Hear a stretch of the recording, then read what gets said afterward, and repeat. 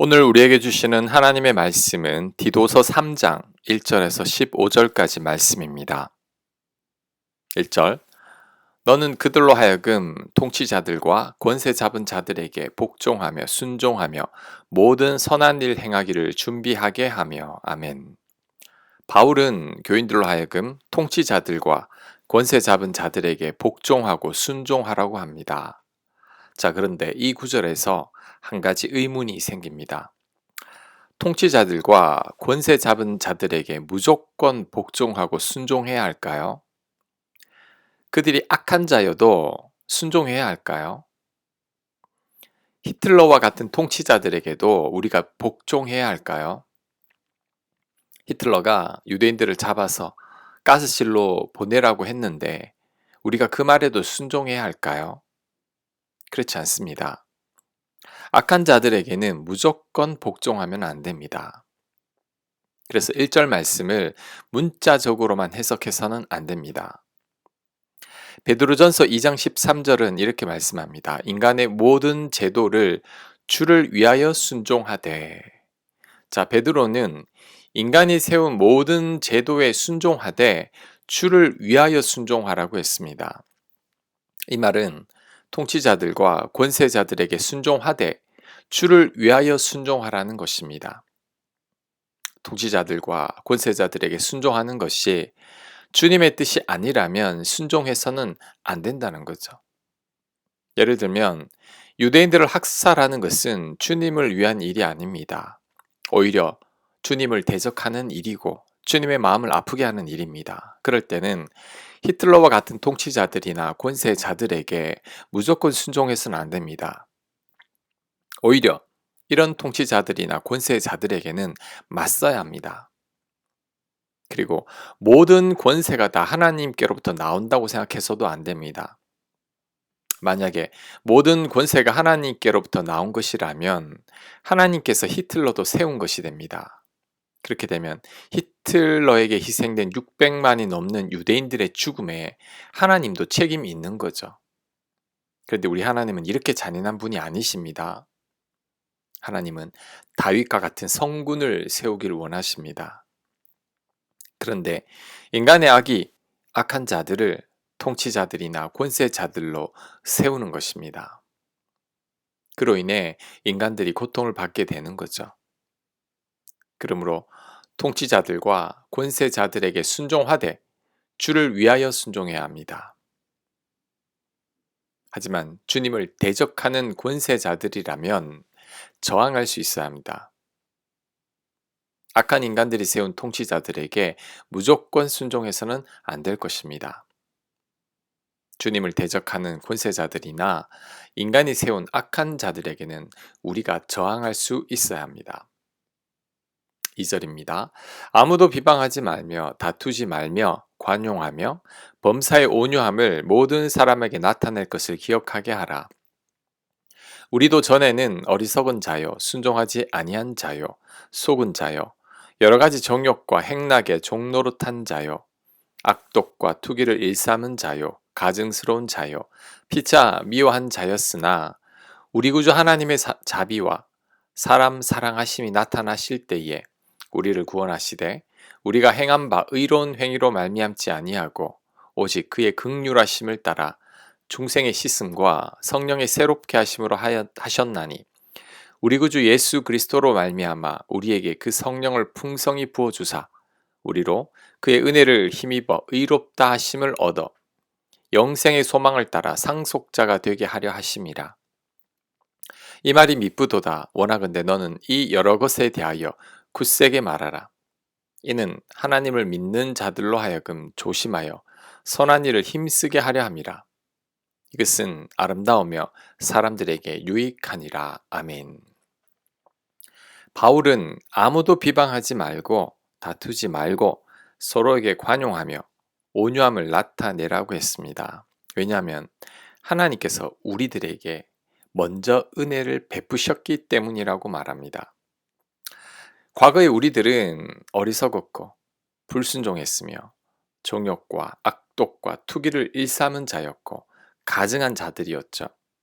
하지만 하나님의 자비와 사랑으로 허물 많고 못난 우리들을 다 용서하셨습니다. 아무런 자격 없는 우리들이 하나님의 은혜로 하나님의 자녀가 된 것이죠. 그러니 우리들도 하나님께서 우리들을 사랑하시고 용서하신 것처럼 우리도 서로 사랑하고 용서해야 한다는 겁니다. 1만 달란트 빚진 자의 비유를 생각해야 합니다. 주인에게 한 종이 도저히 갚을 수 없는 1만 달란트의 빚을 졌습니다. 하지만 주인이 다 탕감해 주었죠.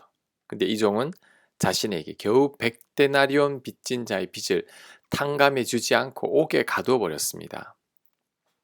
이 사실을 나중에 안 주인이 노하여서 악한 종에게 다시 1만 달란트의 빚을 갚으라고 하고 옥에 가두어 버렸습니다. 이 비유는 사랑과 용서의 빚을 진 우리들이 서로 사랑하고 용서해야 한다는 말씀이죠. 그래서 지금 누가 못마땅합니까? 그래서 그 사람과 다투고 그 사람을 비방하고 있습니까? 마음으로 용서하지 못하겠습니까? 그런데 우리 또한 하나님 보시기에 못마땅한 자였다는 것을 기억해야 합니다. 하나님의 기준으로 보면 우리 또한 도저히 구원받을 수 없는 죄인들이죠. 하지만 하나님께서 우리를 용서하시고 우리를 하나님 사랑으로 받아주신 겁니다. 우리는 이 사실을 기억해야 합니다. 아무런 자격이 없는 우리들을 용납하신 하나님의 사랑과 그 은혜를 기억해야 합니다. 그래서 그 사랑과 은혜로 우리들 또한 서로 사랑해야 합니다. 서로 용납하고 서로에게 온유한 마음을 품어야 합니다. 그것이 바로 우리를 향하신 하나님의 뜻입니다. 9절 그러나 어리석은 변론과 족보 이야기와 분쟁과 율법에 대한 다툼은 피하라. 이것은 무익한 것이요 헛된 것이니라. 이단에 속한 사람은 한두 번 훈계한 후에 멀리하라. 이러한 사람은 네가 아는 바와 같이 부패하여 스스로 정죄한 자로서 죄를 짓느니라. 아멘. 어리석은 변론과 족보 이야기와 분쟁과 율법에 대한 다툼은 피하라고 합니다. 이것은 무익하고 헛된 것이라고 합니다. 자, 이것을 오늘날 교회에 적용해 본다면 쓸데없는 논쟁은 하지 말라는 거죠. 교회 내에서 괜히 정치 얘기하지 말아야 합니다. 정치 얘기 아무리 해도 끝이 없죠. 서로가 옳다고 생각하는 것들이 있기 때문에 아무리 얘기해도 결론이 나지 않습니다. 괜히 교인들 간에 다툼만 일어나죠. 성경의 해석에 관해서도 논쟁하지 말아야 합니다. 성경 해석에 있어서 학자들이나 주석가들도 의견이 다양합니다. 같은 본문을 가지고 설교하는 목사님들의 설교도 다 다양합니다. 그러니 내 주장이나 생각이 옳다고 여기지 말아야 합니다. 내가 틀릴 수도 있습니다. 괜히 옳고 그름을 가리다 보면 큰 다툼만 일어납니다. 교인들 간에 아무런 유익이 없으니까 아예 피하는 게 상책입니다. 자, 그리고 바울은 이단들과 논쟁하는 것도 별 의미가 없다고 말합니다. 이단들도 자신들이 믿는 신앙이 절대적이라고 생각하고 있습니다. 그래서 그 어떤 말도 안 듣습니다. 그러니 우리가 한두 번 말해도 안 들으면 더 이상 할 필요가 없는 거죠.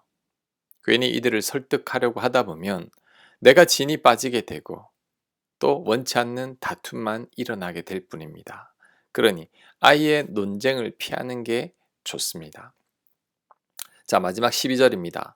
내가 아데마나 두기고를 너에게 보내리니 그때에 네가 급히 니고볼리로 내게 오라. 내가 거기서 겨울을 지내기로 작정하였노라.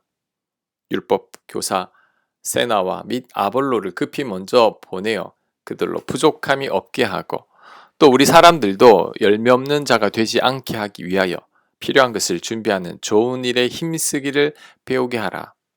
나와 함께 있는 자가 다 너에게 무난하니 믿음 안에서 우리를 사랑하는 자들에게 너도 무난하라.